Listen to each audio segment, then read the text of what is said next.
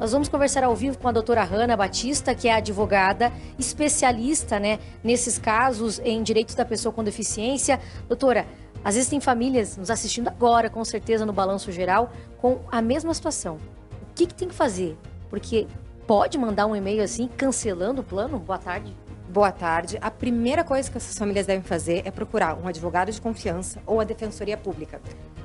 Veja, mesmo que esteja previsto em contrato a possibilidade de cancelamento unilateral do plano, toda essa diligência que o plano tem feito inclina-se para ser uma seleção de risco. O que é seleção de risco?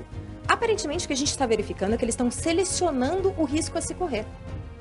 É uma pessoa com deficiência, talvez me gere muito custos a longo prazo, então vou cancelar. Toda atividade tem risco envolvido. Plano de saúde é uma atividade comercial que tem risco envolvido. E não pode haver a seleção, principalmente em função de pessoa com deficiência.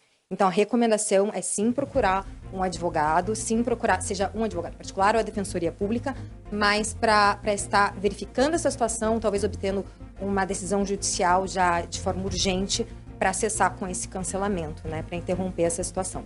Cabe, inclusive, uma indenização, porque a preocupação dessas famílias atrapalha o atendimento, tem uma rotina com os terapeutas, com os médicos, até arrumar outro plano. Cabe também indenização? Sem dúvida, atrapalha-se a vida da criança, e não só, a gente não está falando de um mero dissabor.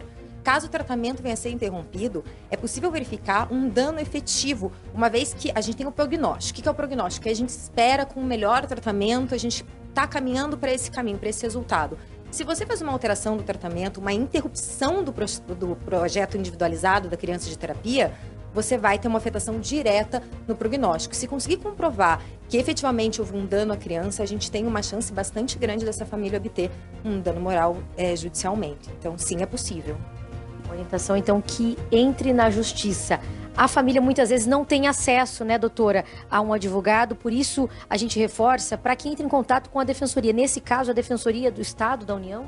A Defensoria Pública do Estado do Paraná, ela é acessível a todos. Se você está numa condição que você não pode, efetivamente, se você comprova para eles que você não pode pagar um advogado particular, eles vão fazer um excelente atendimento. Nós temos excelentes defensores públicos. É um trabalho elogiável, então quem não pode procurar um advogado particular, corre na Defensoria. E aí, comprovando a renda, Furlan, tem direito ao serviço da Defensoria Pública, porque muitas vezes a pessoa está assistindo e não tem condições de pagar um advogado, mas a gente traz também aqui essa possibilidade de ir até a Defensoria do Estado, comprovando renda, para também, na Justiça, conseguir reverter esse quadro, Furlan. Olha, a Bradesco Saúde, que é a operadora que a gente está comentando aqui, diz que não fala sobre os casos que estão na Justiça. Doutora Hanna, eu tenho uma pergunta para a senhora a respeito disso que a gente está vendo agora. Tem sido comum esse tipo de cancelamento? Infelizmente, a gente tem recebido bastante essa demanda.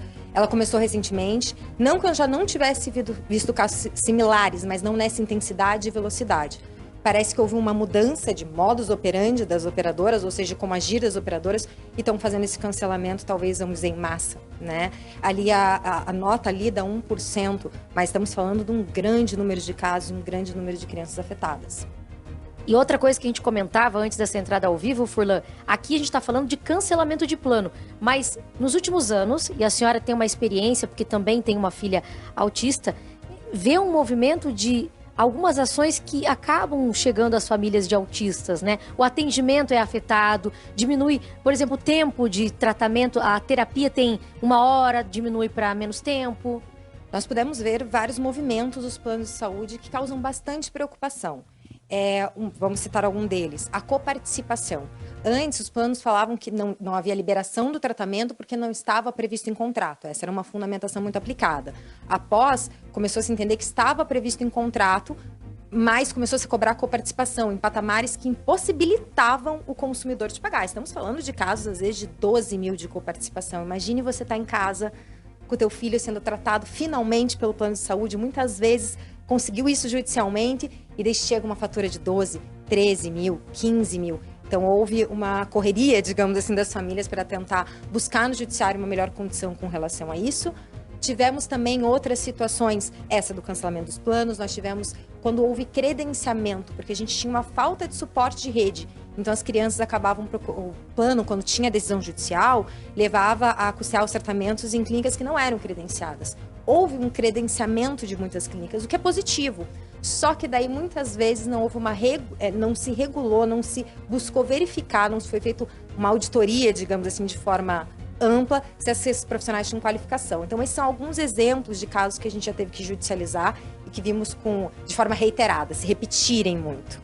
Doutora Hanna, muito obrigada, viu, pelos esclarecimentos, conversando ao vivo com a equipe do Balanço Geral.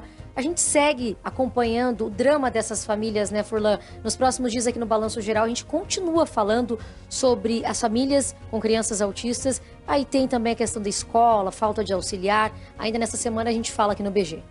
Obrigado, viu, Thaís Travensoli. Agradeço a doutora Hanna. Quem quiser entrar em contato com a doutora, que estiver passando por algum problema envolvendo aí também cancelamento de plano de saúde, pode entrar em contato com a nossa produção. A produção passa o telefone do escritório da doutora Hanna, porque é muito importante. Thaís, obrigado, tá? Mais uma vez.